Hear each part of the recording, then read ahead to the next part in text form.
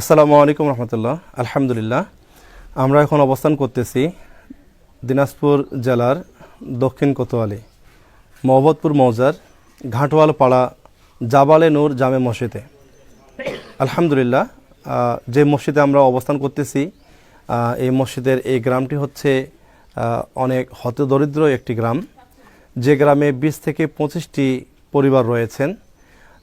আর যে মসজিদটি আপনারা দেখতে পাচ্ছেন, এই মসজিদটি অভিযাত্রিক এর সহযোগিতায় 2020 সালে স্থাপিত হয়। আলহামদুলিল্লাহ, 2020 সাল থেকে 2026 সাল এখন পর্যন্ত এই মসজিদটি আল্লাহ তাআলার যে বিধান, সেই বিধান অনুসারে পরিচালিত হয়ে আসছে।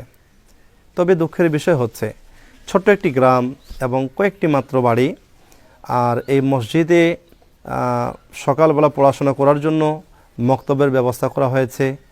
মক্তবের একজন শিক্ষক রয়েছে, মসজিদে 5 ওয়াক্ত সালাত আদায় করার জন্য একজন ইমাম রয়েছে, মুয়াজ্জিন রয়েছে, এবং জুমার খুতবা প্রদান করার জন্য একজন খতিব রয়েছে। তো মাত্র 20 থেকে 25টি পরিবার, আর এই 20 থেকে 25টি পরিবারের সহযোগিতায় এই মসজিদটা পরিচালনা করা বর্তমান সময়ে খুব কষ্টকর হয়ে দাঁড়িয়েছে। সকালবেলা শিক্ষকগণ যে বাচ্চাদেরকে পড়ান, সেই শিক্ষককে বেতন দেওয়াও খুব কঠিন হয়ে দাঁড়িয়েছে। শুধু তাই নয়, মসজিদের খতিব এবং ইমাম মুয়াজ্জিনকেও বেতন বা পারিশ্রমিক বা হাদিয়া যেটাই বলি না কেন, সেটা দেওয়াও খুব কষ্টকর হয়ে দাঁড়িয়েছে। আমরা জানি বর্তমান 2026 সালে বর্তমান এই ফেব্রুয়ারি মাসে আলহামদুলিল্লাহ আল্লাহ রাব্বুল আলামিন আমাদের সকলকেই রমাদান মাসে প্রবেশ করিয়েছেন। আমরা রমাদান মাস পেয়েছি, আর রমাদান মাসে এর ফজিলত গুরুত্ব আমরা জানি আলহামদুলিল্লাহ, বিভিন্ন আলোচনা থেকে আমরা শুনে আসতেছি।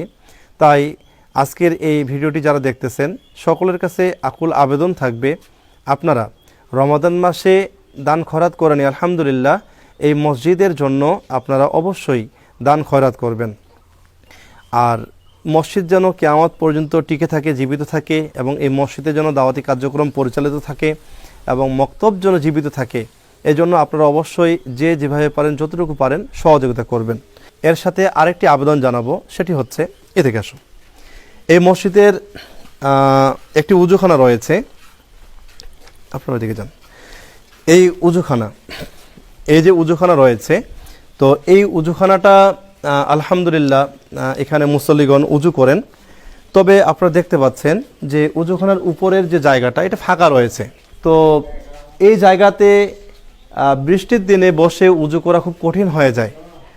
অনেক সময় দেখা যায় যে মুসল্লিগণ মসজিদে আসেন বৃষ্টির জন্য, আর এখানে বসে উজু করতে পারেন না। তো এই জন্য আমরা পরিকল্পনা করছি যে এই জায়গায় আমরা টিনের ব্যবস্থা করব। টিন দিয়ে আমরা ইনশাআল্লাহ এখানে আমরা একটা ছাউনি দিয়ে সুন্দর করে যেন বৃষ্টির দিনেও, বৃষ্টি বাদলের দিনেও যেন এখানে উজু করা যায়, সেই বিষয়টি আমরা ভাবতেছি। এজন্য এখানে টিন ক্রয় করার জন্য অনেকগুলো খরচ এবং ছাউনি দেওয়ার জন্য অনেকগুলো খরচ, অনেক টাকার প্রয়োজন। এজন্য এই ছাউনি দেওয়ার জন্য যে টাকা লাগবে ইনশাআল্লাহ আপনারা সবাই সহযোগিতা করবেন। স্ক্রিনের উপরে যে নাম্বারটি রয়েছে, এই নাম্বারটিতে বিকাশ রয়েছে, আপনারা বিকাশ এর মাধ্যমেও টাকা প্রেরণ করতে পারেন। এবং কমেন্ট বক্সে আমাদের অত্র মসজিদের ছাউনি দিতে হবে, টিন দিতে হবে, এর খরচের পরিমাণ দিয়ে দেওয়া হয়েছে। আপনারা সবাই এই খরচগুলো আপনাদের সাধারণ দান থেকে আপনারা দেওয়ার চেষ্টা করবেন ইনশাআল্লাহ। আল্লাহ তাআলা আমাদের সকলের দান কবুল করুক এবং আল্লাহ তাআলা আমাদের সকলের আমলগুলো কবুল করুক, এই আশা ভরসায় আমি আমার আজকের আবেদন এখানেই শেষ করলাম। আসসালামু আলাইকুম রহমতুল্লাহি ওয়া বারাকাতুহু।